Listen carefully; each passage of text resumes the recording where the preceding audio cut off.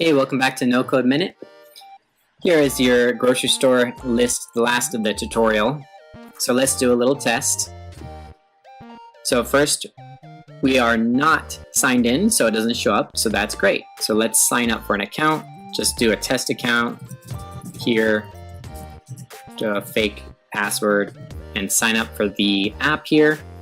And then that should display, very good. It shows how to insert our data. So we're going to go ahead and add an image by clicking on a cart.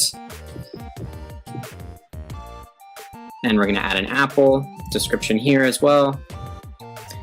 And there you go. All right, looks great. Now you can, of course, add to this. This is very, very simple. You can add so much to this, and it's completely up to you. All right, there's your No Code Minute for today. Hope you enjoyed this brief tutorial.